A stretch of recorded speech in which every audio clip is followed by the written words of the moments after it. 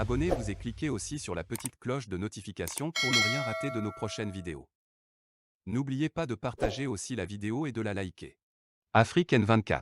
On a compris, on va relancer maintenant Maître Kandé Adjaré qui a beaucoup patienté. Vous a suivi surtout comme l'a compris sur vos approches de solutions. Maître Raphaël Kandé Adjaré, je viens de le dire, hein, la question, elle est unanime, hein, elle mérite d'être posée. Aujourd'hui, ce sont les syndicats d'enseignants qui sont montés au créneau. Hier, c'était le secteur de la santé. Demain, ce sera très certainement un autre secteur professionnel. Alors, pourquoi, pour porter et défendre le même problème transversal qu'est la revalorisation des salaires dans la fonction publique au Togo, les syndicats ont-ils choisi plutôt d'aller au front en rang dispersé? Merci beaucoup, Sylvain Amos. Et j'ai compris mon compatriote Pogli, je comprends son analyse, parce qu'effectivement, face à un régime dictatorial qui ne respecte rien, même les principes les plus élémentaires, et qui utilise la force brute pour marcher sur ses citoyens, pour torturer et pour emprisonner pour des délits d'opinion, voilà un peu le type de réflexion. Mais Amos, en fait, moi, je me suis employé dans cette émission, je crois qu'il faut faire un peu cette pédagogie, à démontrer aujourd'hui que l'existence légale du CET ne souffre d'aucune ambiguïté au regard des dispositions de l'article 10, alinéa 2 et de la loi du portant Code du travail de 2006 et de la nouvelle loi portant Code du travail du 18 juin 2021 en son article 375.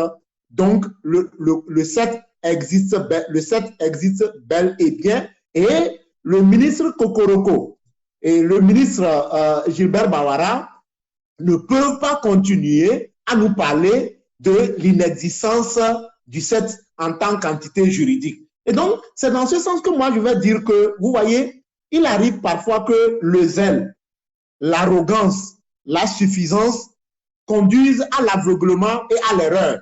Parce que j'ai vu comment le ministre Kokoroko, quand il était à Dapaon, je crois, le 26 mars 2022, disant qu'il lance ses missiles et qui vont faire beaucoup de dégâts et que lui ne veut pas discuter avec un syndicat, même si ce syndicat a adressé une déclaration préalable à un maire, fut-il... Ça, c'est du zèle, c'est de la suffisance. Maître Kandé Adjaré, le fait que même les syndicats ne s'entendent pas entre eux, est-ce que ça ne donne pas quand même encore, mais ça n'ouvre pas la voie quand même à ce régime de les piétiner? Amos, je vais aller un peu plus rapidement. Vous savez, il faut, dans l'exercice des libertés, c'est l'État qui a la plus lourde obligation de protéger les libertés. Parce que c'est l'État qui a la force matérielle, c'est l'État qui a les moyens financiers. Et donc, c'est l'État qui protège la liberté. Vous voyez, le même comportement que l'État adopte aujourd'hui face au syndicat des enseignants du Togo, l'État avait adopté ce même comportement face à la CZ. C'est ça, l'État, par un courrier qui a été signé par le directeur du cabinet du ministère de l'administration territoriale, je crois que c'est un courrier qui date du 16 décembre 2016, l'État avait déclaré que la CZ était illégale. Mais aujourd'hui, l'État a signé le mémorandum d'attente et la CZ discute, ce syndicat discute avec l'État aujourd'hui. Donc vous voyez un peu, donc c'est cette attitude de deux poids, deux mesures qu'il faut soulever. Maintenant, par rapport aux mesures qui ont été prises par le gouvernement, excuse-moi, c'est vrai que le camarade Pogli dit qu'il ne faut pas, continuer le juridisme, mais il faut quand même démontrer que tout à fait, on est d'accord. Ces gens, c'est-à-dire le gouvernement, est dans l'égalité pure et simple. Il faut le démontrer. Premièrement, il n'appartient pas au gouvernement togolais de décider qu'une grève est illégale. Ce n'est pas au ministre Bawara ni au ministre Kokoroko de dire qu'une grève est illégale. Le Code du travail est bien clair. Toute contestation relative à l'exercice du droit de grève est soumise au tribunal du travail qui statue en référé. Amos, vous avez vu le ministre Bawara ou bien le ministre Kokoroko brandir une décision de justice qui a déclaré la grève du 7 illégale? Mais nous sommes où vraiment? Si nous voulons vraiment dire que les autres sont dans l'illégalité, qu'est-ce que nous faisons pour respecter la loi? Maître Kwandiadja, répondez maintenant à ma question. Pourquoi les syndicats au Togo ont-ils choisi dans cette condition d'aller au front en rang dispersé? C'est là le gardien du problème.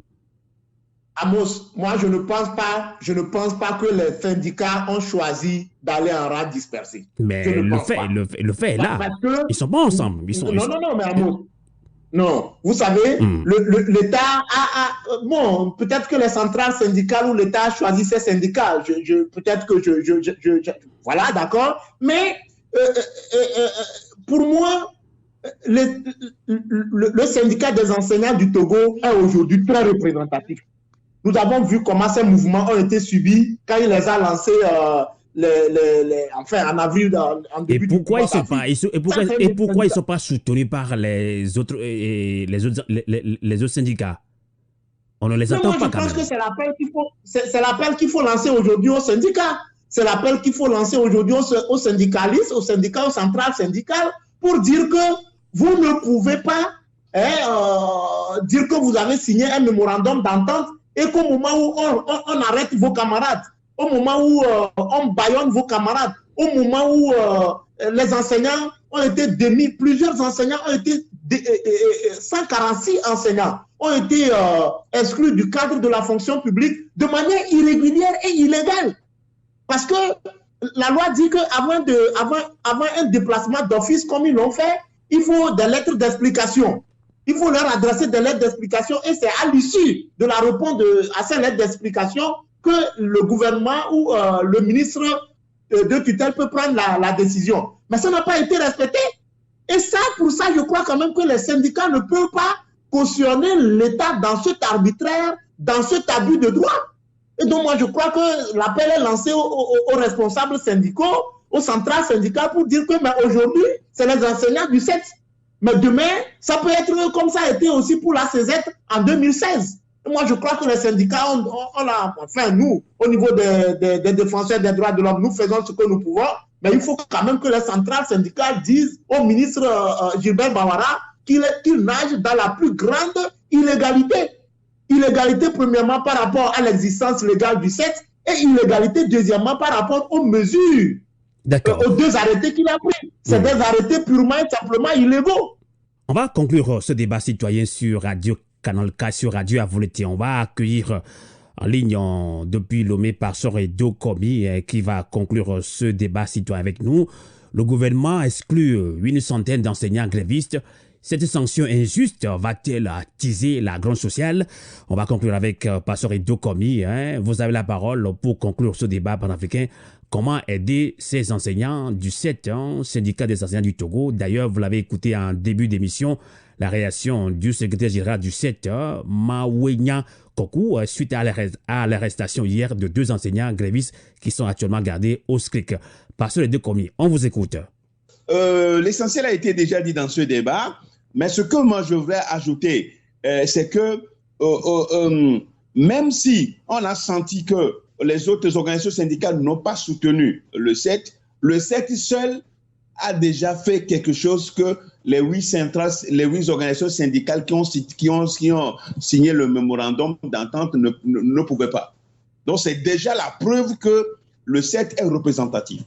Et donc, par rapport à notre société aujourd'hui, 146 enseignants qui sont exclus de la fonction enseignante, reversés dans la fonction publique, je crois que les arrêter, c'est-à-dire avant de pouvoir reprocher au secte l'illégalité, il va falloir quand même que ceux qui peuvent les arrêter puissent eux-mêmes être dans la légalité, ce qui n'est pas le cas. Exactement. Du coup, cela montre combien de fois il y a d'abus d'autorité, il y a de la force brutale dans l'exercice de la gouvernance dans mon pays. Et moi, toujours, je ne cesse de le dire, ici en étant à Lomé, je ne cesse de le dire, qu'il faut au moins poser des bases fondamentales qui sont de droit. Et quand les hommes de droit qui sont dans le gouvernement parlent, qu'on sente qu'ils sont là en tant que Koroko est un enseignant. Qu'est-ce qu'il peut enseigner dans ce genre de situation, dans ces circonstances? Donc c'est pour dire que ces arrêtés doivent être en principe rapidement rapportés et que le calme revienne dans le secteur de l'éducation. Mais de toutes les façons, nous, la situation est là, à nous de savoir comment l'exploiter, et c'est à ce niveau qu'il faut réfléchir pour dire à ceux qui nous gouvernent que assez, c'est trop, il faut quand même une autre manière de gouverner ce pays, et c'est ce qui est important. Avant de vous laisser en ligne depuis Lomé, si je vous demandais comment réagit-elle la population à Lomé au Togo face à cette situation? Alors, vous savez, c'est ce sujet qui alimente les discussions un peu partout. Depuis le 24-25 mars dernier jusqu'à l'heure où je vous parle, c'est ce sujet qui alimente les discussions un peu partout. Les gens qui cristallisent les échanges, parce qu'une fois encore, on a senti que ceux qui nous gouvernent, ceux qui parlent de cohésion sociale, ceux qui parlent de vivre ensemble, ne font que s'illusionner. C'est de l'illusion. C'est de la poudre aux yeux. On a des beaux discours, mais les actes ne suivent pas. Et dans tout ça, où est le médiateur de la République dans ce genre de situation? Où est le médiateur, où est la médiature de la République dans ce genre de situation? Puisque vous n'êtes pas sans le savoir que nous avions parlé nous avons passé de CVJR et nous étions tous d'accord qu'il faut le principe de la non-répétition des faits. Mais quand on voit tout ça là, c'est la société. C'est la société qui est toujours menacée. Et la population a peur. Et la population a peur de se révolter parce que quand on se révolte, il y a la répression policière. Il y a l'état d'urgence sanitaire qui n'est pas toujours levé, Et on sait à dessein pourquoi ça a été fait jusqu'à été prolongé. Mais maintenant, est-ce qu'avec la situation actuelle, je crois que les organisations de défense des droits de l'homme, on a demandé la levée de cet état d'urgence sanitaire aux peuples qui ont longtemps mis les libertés. Ah là là, on l'a perdu, On l'a perdu. Alors, on va également conclure ce débat panafricain avec Komlan Pogli. Je rappelle quand même que Pastor Edo Komi est membre fondateur du mouvement MMLK, mouvement Martin Luther King. Il est revenu, Pastor Edo Komi. Oui, je suis là, je suis en ligne, je suis là. Alors, 30 secondes pour conclure, puisque on vous a perdu entre-temps.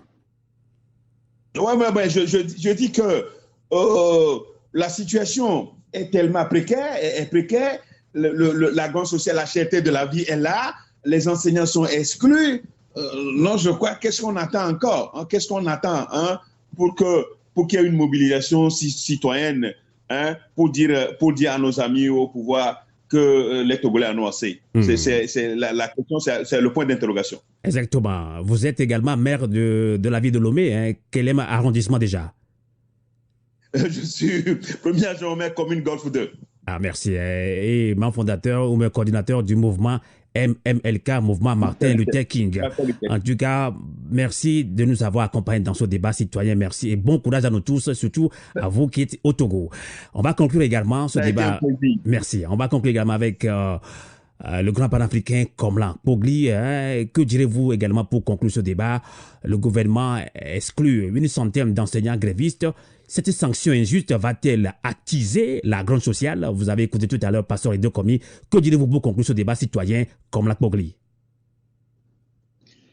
Je dirais simplement que ça fait 60 ans bientôt que les Togolais tournent en rond en étant étranglés par ce régime, tout secteur confondu. Les paysans crient, les élèves crient, les officiers, l'armée crie, les conducteurs de taxi crient, tous les corps de métier crient, les enseignants crient, les médecins crient. Voilà, la souffrance est énorme dans ce pays. Et à un moment donné, je pense qu'on ne peut pas continuer à vouloir sectorialiser les problèmes. On ne peut pas continuer à vouloir chacun dans son coin essayer d'apporter la solution. D'autant que le régime, c'est-à-dire l'auteur de toutes ces souffrances, tout secteur confondu, c'est ce régime-là. Et donc, il ne s'agit pas de porter des revendications corporatistes ici ou là, mais c'est d'élaborer un projet politique capable de pouvoir nous amener à détruire ce régime. Je dis bien détruire ce régime à la suite d'un grand mouvement populaire qui va balayer ce régime sur son chemin. Et donc, il s'agit de dépasser maintenant tout ce qui a été fait jusqu'à présent, de ne plus considérer les patriotes de la diaspora comme des donneurs de leçons, mais comme des gens qui souffrent dans leur âme, parce que ces gens, ils ont quitté le pays à l'étranger. Nous voyons les réalités qu'il y a aujourd'hui sur la scène internationale. Nous voyons le rôle que joue notre peuple, l'Afrique, sur la scène internationale. Eh bien, on ne peut pas continuer à laisser nos pays entre les mains des gens comme les Fogna Singbe, les Bawara et autres. Parce que ces gens, tant qu'ils seront là, la souffrance africaine continuera à avancer parce que ces gens, ce sont des lieutenants coloniaux qui sont mis en place pour maintenir l'Afrique et les Africains dans la souffrance. On nous a immobilisés par le biais de ces gens-là. Donc, il ne s'agit pas de porter des revendications corporatistes, il s'agit de construire un véritable projet révolutionnaire pour le peuple togolais et l'amener à reprendre les billes qui lui ont été retirées par ces pouvoirs dictatoriaux, marionnettes, qui immobilisent notre peuple par la répression, la corruption et toutes leurs dérivés. Et donc, moi, ce que je peux dire pour conclure, c'est qu'aujourd'hui, le mouvement populaire togolais est en panne. Et ça, c'est connu depuis 30 ans. Nous n'arrivons pas à trouver la solution. Tout simplement parce que nous avons fait le mauvais diagnostic, c'est-à-dire que nous sommes partis sur le principe de pouvoir renverser démocratiquement un régime dictatorial. Nous voulons faire des élections avec ce régime. Nous voulons faire des dialogues avec lui. Nous voulons faire des négociations aussi bien politiques que salariales et syndicales avec lui. Tout ça, nous sommes en train de nous tromper nous-mêmes et nous perdons du temps. Nous voulons faire du juridisme avec un régime qui est totalement fermé à tous au minimum de droits. C'est-à-dire que les textes que ce régime s'est attribué, s'est donné, il ne les respecte même pas. Donc, c'est-à-dire que nous sommes en train, nous affrontons de l'absurdité.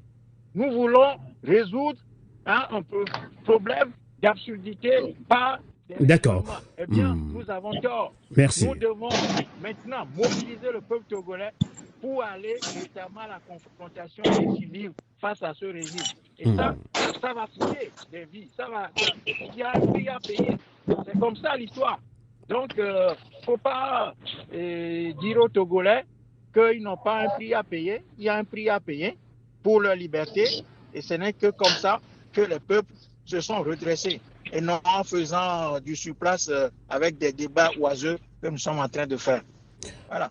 Merci. En tout cas, Komla Kpogui, secrétaire général de Motra, Mouvement pour la libération totale et la reconstruction de l'Afrique. Merci de nous avoir accompagnés dans ce débat citoyen. Et bonsoir. On va également conclure ce débat avec Maître Raphaël Kpandi Adjaré. On l'a dit, le thème de ce débat citoyen ce soir, c'est le gouvernement togolais exclut une centaine d'enseignants grévistes. Cette sanction injuste va-t-elle attiser la grogne sociale? On se pose la question tout au long de cette émission également. Et pourquoi? Pour porter et défendre le même problème transversal qu'est la revalorisation des salaires dans la fonction publique, les syndicats au Togo ont-ils, entre guillemets, choisi d'aller au front en rang dispersé? Que direz-vous également pour conclure ce débat, Maître Raphaël Kpandi Adjaré? Ok, Amos, pour conclure cette émission, je voudrais dire en pensant comme Jean-Jacques Rousseau que le plus fort n'est jamais assez fort pour être toujours le maître s'il ne transforme sa force en droit et l'obéissance en devoir. Je crois que c'est Jean-Jacques Rousseau qui nous le disait dans son ouvrage célèbre, Le contrat social. Et à cet effet, je voudrais interpeller les ministres Gilbert Bawara de la fonction publique, du travail et du dialogue social, interpeller le ministre Komla Dodju Kokoroko des enseignements primaires, techniques et de l'artisanat, et le ministre Akoda Ayoadan, qui est ministre de la Communication et porte-parole du gouvernement. Les deux derniers ministres sont des agrégés en droit à l'université. Et je voudrais les inviter à nous dire ou bien à répondre à un plateau de débat et à revoir les dispositions de l'article 10 alinéa 2 de l'ancien Code du travail, à lire cette disposition avec l'article 375 du nouveau Code de travail à la lumière du principe qui guide l'entrée en vigueur d'une loi dans une république ou en république togolaise, et maintenant à nous dire désormais si le 7 a une existence juridique ou non.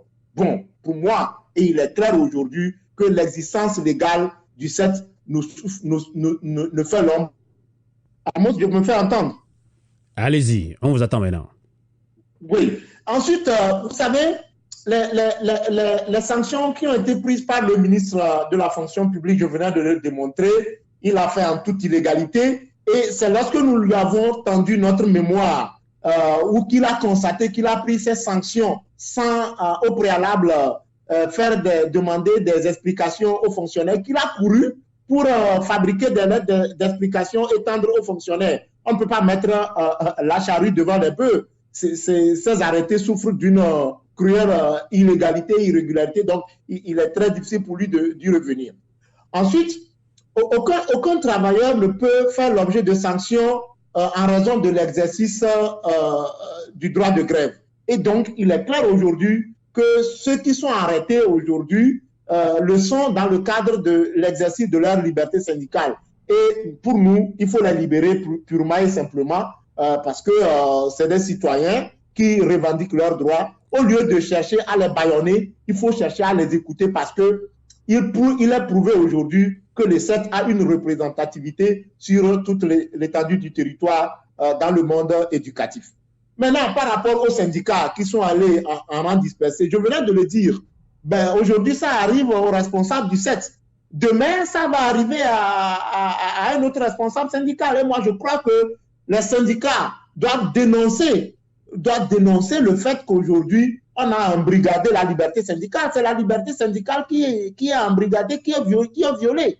Et je crois que les responsables syndicaux doivent eux-mêmes aussi savoir les discours tenus par le ministre Kokoroko à Tapaon et ces discours Vatangar, ça n'arrange rien. Et donc moi, je ne peux pas. Il faut quand même qu'on se dise la vérité. On ne peut pas continuer aller discuter, aller négocier avec des gens qui vous prennent comme des moutons, qui vous traitent de naïfs et puis qui disent qu'ils vont lancer les missiles. Non, il faut quand même qu'on sache raison garder. Nous sommes tous les Togolais et aucun Togolais ne détient le privilège ou bien ne détient sur la souveraineté sur toute la nation togolaise. Et pour moi, je crois qu'aujourd'hui, pour maintenir la paix en milieu éducatif, il faut vraiment laisser ces paroles violentes, ces actes violents, ces arrestations et appeler effectivement tous les syndicats, y compris les responsables du 7, à une discussion par rapport à leur plateforme revendicative. Et je crois que ceci est gage de la paix sociale en milieu éducatif et de l'avenir du système éducatif pour nos apprenants. Je vous remercie. C'est nous qui vous remercions également. Merci beaucoup au pasteur Edo Komi en ligne depuis Lomé. Merci également aux grands panafricains comme là, Kogli ici même en Suisse. Merci à Maître Raphaël Kpandé-Adjaré, avocat inscrit au barreau de Lomé, défenseur des droits de l'homme. Merci à vous également qui nous avez suivis sur le 3x radioavolete.com et canalk.ch. Et face à cette situation de grande sociale au Togo, nous ne pouvons que nous rappeler encore cette citation de feu Thomas Sankara qui nous disait « L'esclave qui n'est pas capable d'assumer sa révolte ne mérite pas que l'on s'apitoie sur son sort. Cet esclave répondra seul de son malheur s'il se fait des illusions sur la condescendance d'un maître suspect qui prétend l'affranchir. Seule la lutte libère. » Bonsoir, à vous l'été. Radio à vous l'été. La voix de la résistance du peuple. Likez la vidéo si ce n'est pas déjà fait. Laissez aussi votre point de vue en commentaire.